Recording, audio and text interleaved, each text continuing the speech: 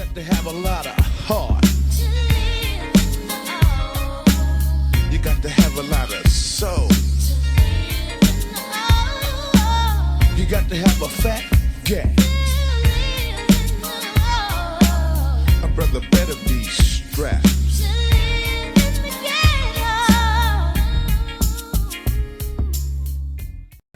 Once again, we back in your face. Hostile Takeover Presents another episode of Keepin' It 100 with Roasta. And Myisha, Pooh. Yeah, we here today, man. One thing I love is independence, businessmen, businesswomen, business-minded, business-oriented. You know what I'm saying? And we teach, financial literacy and generational wealth and things of that nature. And when you come across people like that, you tend to want to salute them and respect them and be inspired by them. Mm-hmm. This guy we here with today has broke many barriers, has done a lot of things that young black men think that it's impossible. You know what I'm saying? But I'm gonna say I'm proud of him, and I'm gonna say that I respect him and salute him. And his name is Tucky Blunt. How you doing, buddy? I'm good, bro. How are you? And thank you for having me, Myisha, Pooh. Like this dope. You somebody I respect and just in general. So to hear that from you is dope. That's dope. Thanks No doubt about it. Nah, thank y'all for having me for real. Yeah. So having a dispensary, man. We want to. First of all, you got a dispensary, but I want to go back. Okay. So, in the beginning, when you growing up in Oakland, and there's a lot of drugs around, a lot of marijuana and things of that nature. What were you guided to do? Like, from your standpoint, what was it okay for you to do? So I knew I had to go to school first and foremost. Between my dad, my mom, my grannies, we had to go to school. But I also knew that I had to either work or hustle. I liked going to work. I understood the value of money and knew, having a paycheck. Got my first paycheck. I went to Brown's Brothers, bought me some shoes. I knew that, hey, okay, I like earning money. But I also knew that I liked selling weed at an early age because I used to watch how my pops got down and how my moms got down. Like, I was like, okay, cool. If I'm going to trap, I don't want to be on a corner. I'm going to trap and make it like a business. Like, pull up to the people's house, sell them the weed, smoke some of the weed they just bought, talk to them a little bit, then go about your business. And I'm going to say at age 16, I realized that was the way for me to make my money, and I would sell all my weed at work. So 16 years old, you already had a business mind on how you was going to sell this weed. And it was illegal back then. It was very much illegal. Wow. Very much illegal. So your mother and your father was trapping? Big trapping. That's what I'm talking about. And it was never a secret, you know what I mean? It was that they kept it from us in the sense of they wasn't just busting down pounds in front of us, but I was observing, you know what I mean? I knew the smell, I knew what was going on. It was never like a secret to us watching our grandparents play dominoes, slapping, we peeking in through the kitchen, they smoking. Yeah. And this is where you gained your entrepreneurial spirit. You know what I mean? So you took that information and calculated and say, hey, man, this is a good business for me. Yeah. So you started selling at 16? At 16. And you got the product from your parents? No. So my parents didn't even know I was smoking, selling, nothing, because they knew that they did it, but they told us not to do it. You know what I'm saying? They do as I say, not as I do. You know how that comes, But no, they didn't know nothing about it. I had a barber that had it.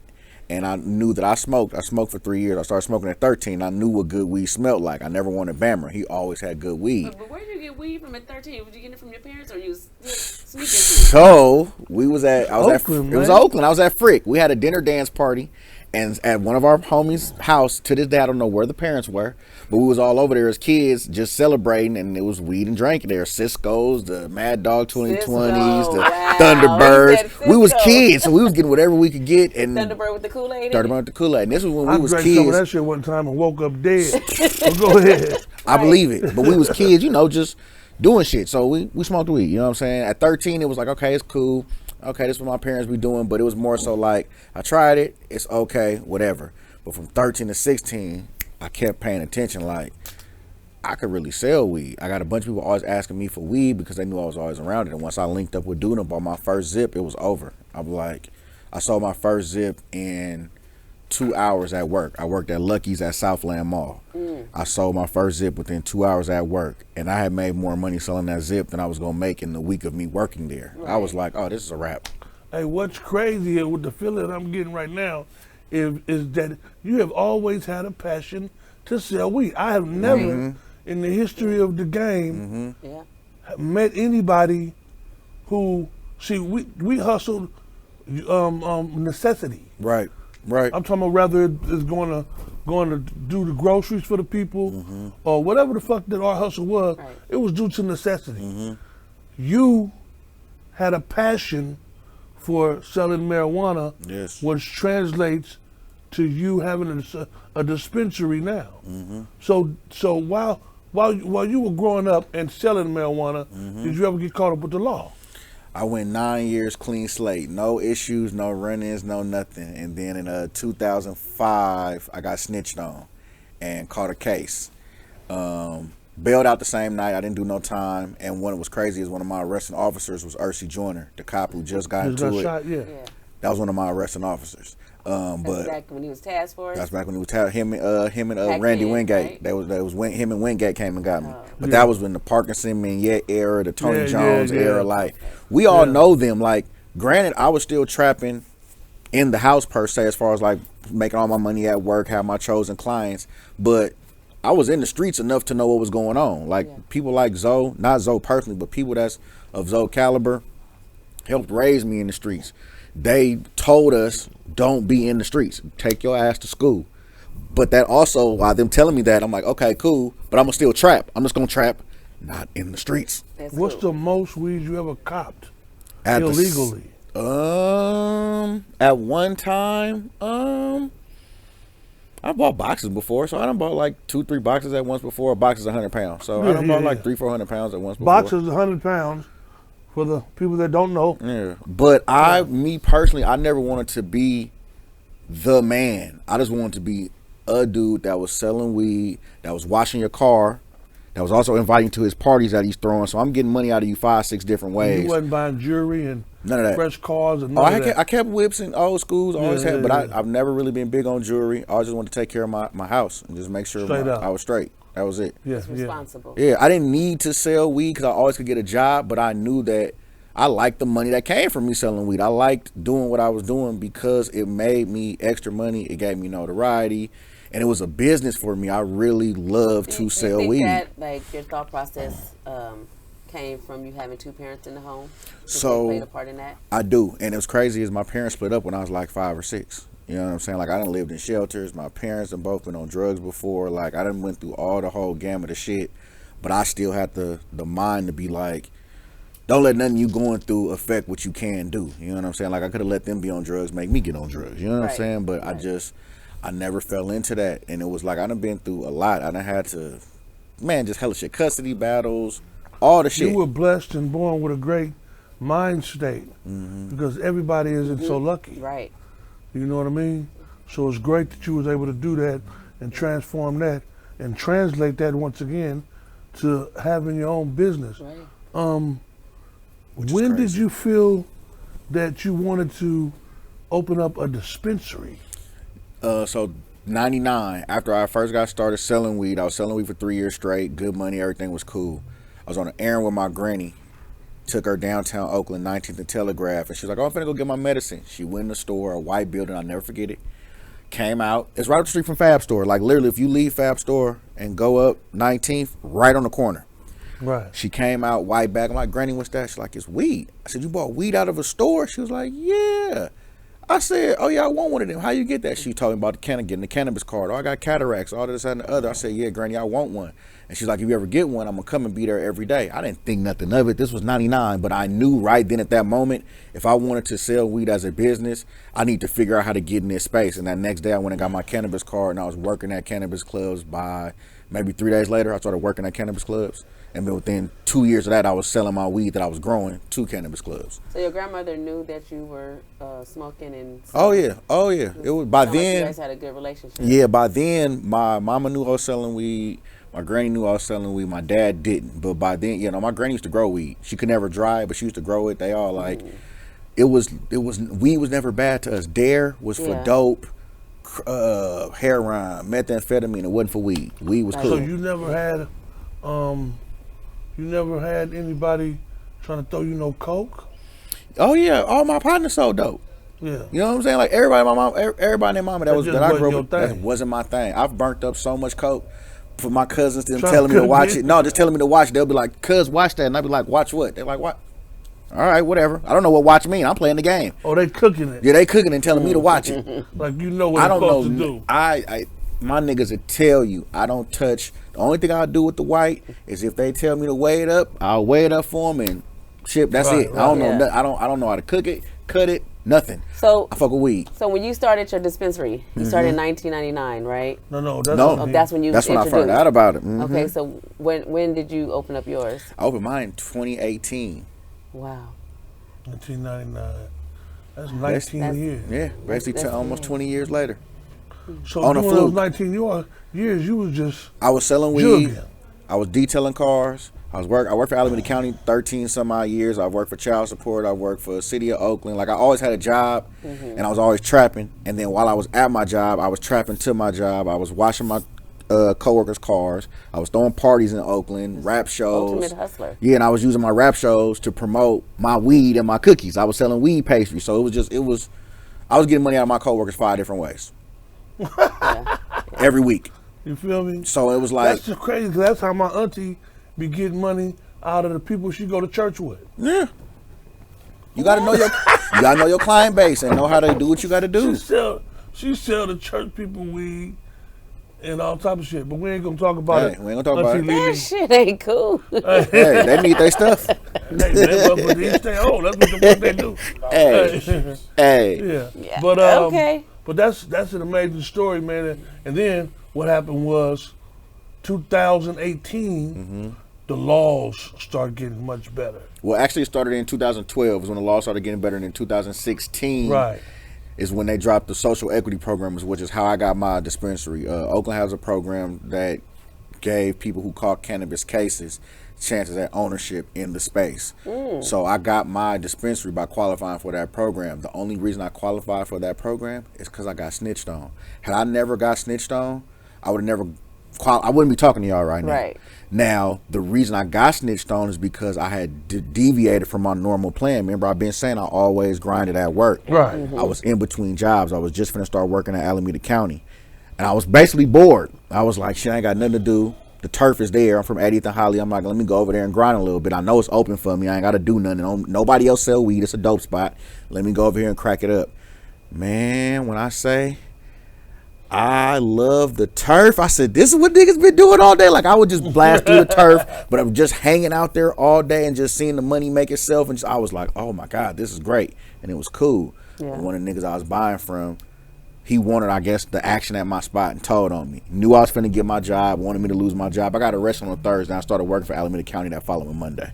So he knew, you know what I'm saying? He knew what was going on. Did you lose your job? Nope, kept my job. I just had to get transferred because I was working at probation, and you can't work on probation fighting a case. So they ended up transferring me to Eastmont. And had I not got transferred to Eastmont, I would have never met my wife.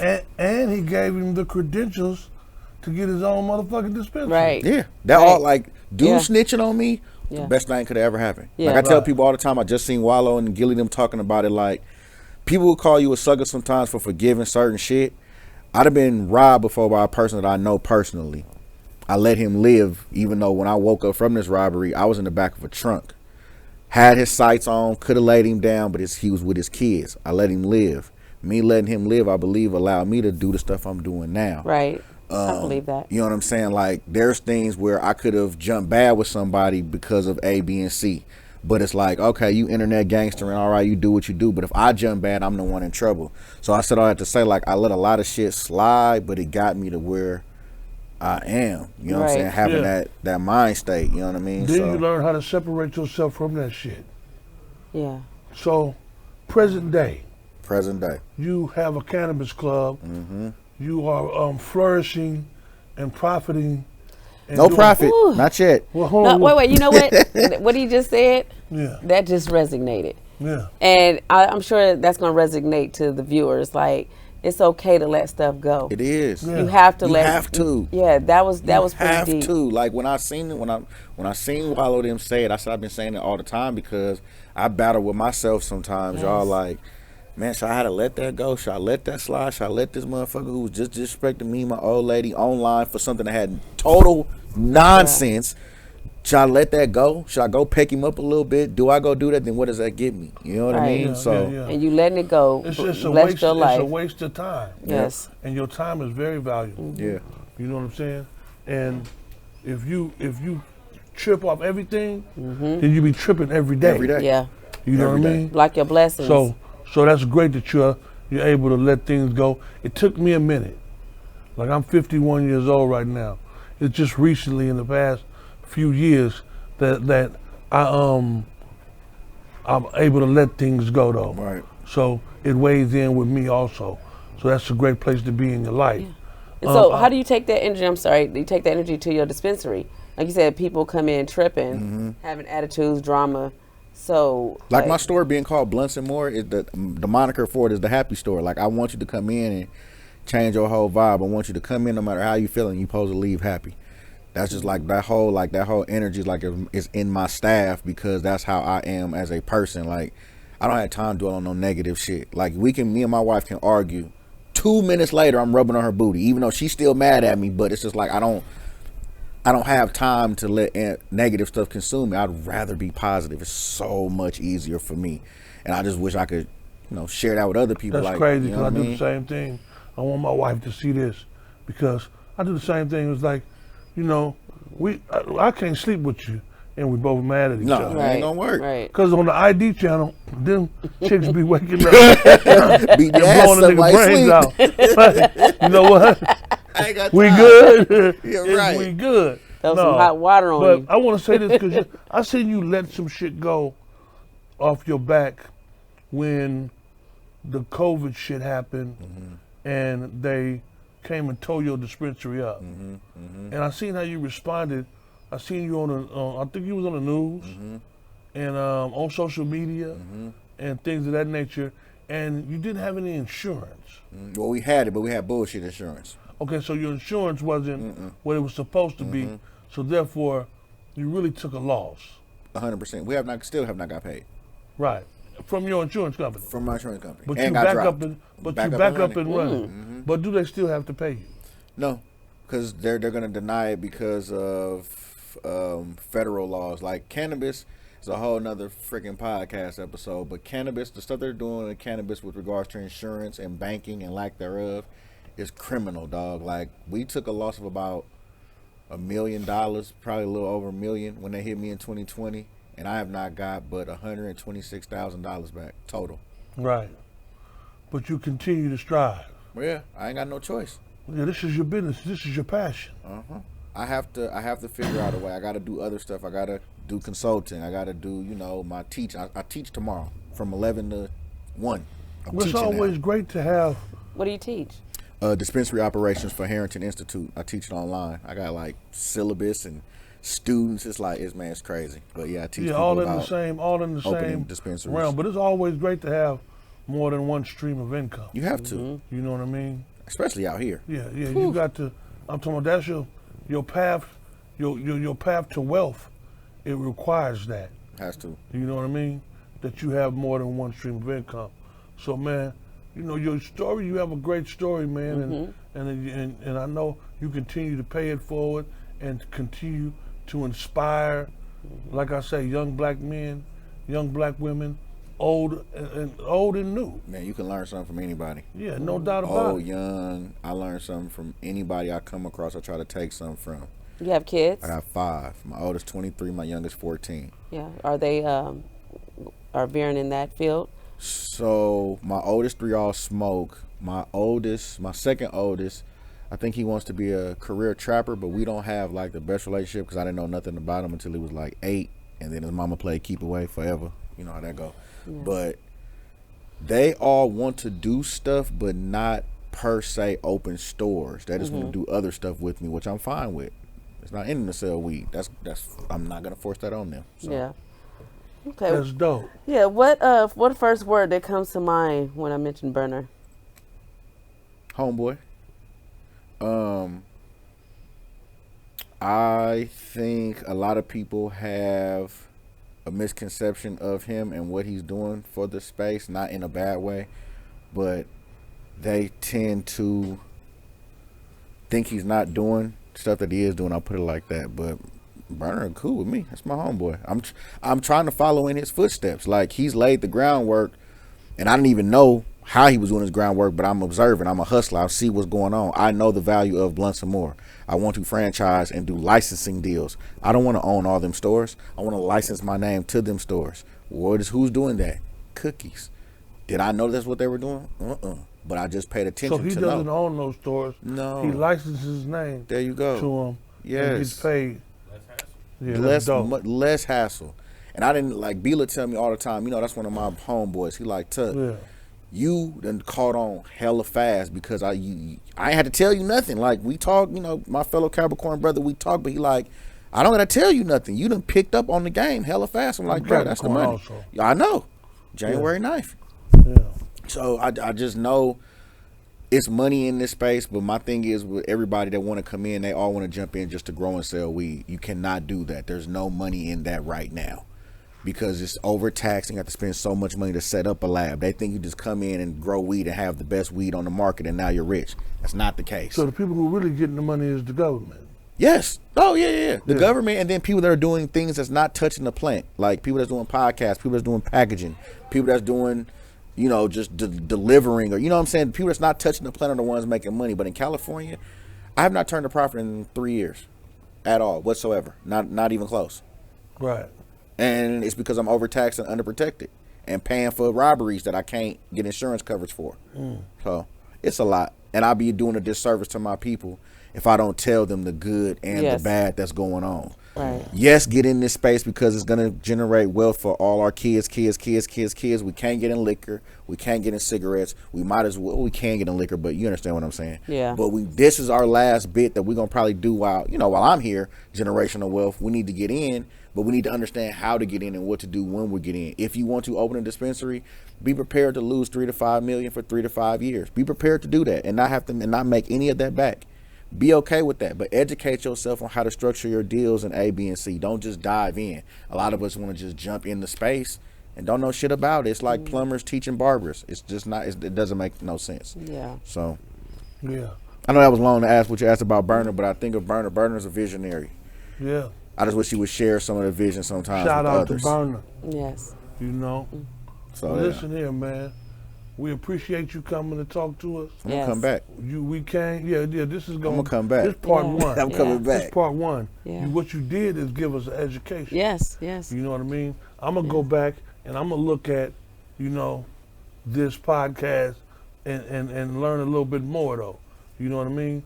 But like I said, we do appreciate you. Continue to strive and be the best that you could be. And check this out, man. Keep on doing what you're doing. Yes. Just period. Necessary. Don't for let the it stop community. you. Don't let it stop you because it's your passion. I appreciate and it. we can tell. I appreciate it. And that's a trip I never even heard it like that. So I appreciate that. So you know what that means coming from you. So I appreciate it. And just the mere doubt fact about that you're open to share your knowledge and your experience in the game, we that have speaks to. volumes. Yeah, we do. Like, We do. all Yes. that game is sold, not told. Shit is cute. I get it. I'm born in that era, but that is some bullshit. Right. We have to share We with each do. other what we working on so we can all do this shit together. Right. Yeah, that's why I say pay it forward. Yes. Fuck, like we the only race that don't work with each other. I don't even care if there's a quarter or not, but that shit is irritating to me. Yeah. Yeah. Like how I don't see you as an enemy. Right. Yeah. You my brother. How do we work to each? How can we help each other win? Right. Yeah. No, I ain't gonna work with everybody, but if I pick up one of these 10 and we work with each other, then that one of 10 gonna pick up another one of 10. Like I don't know. Yeah. It's gonna work. No. You know. I don't know. You know because you're doing it. Yeah. You Yeah. know because you're doing it. Shit be stupid. And we're gonna Setting the take that, tone. man. Yes. And we're gonna sign off. And we're gonna say see you later. And we're gonna say make sure that you guys go and subscribe. Go do every motherfucking thing. all of them. Comment, like, subscribe, all that. Yes. Watch Make it, tell your people. Make sure that you Yes. do it all. You know what you got to do. We got to pass this information on. Come on now. Yes. You feel me? Tucky Blunt. We see you later, baby. I Yes. appreciate you, brother. No doubt. Yes, you. yes, Thank you, yes. thank you. Thank you.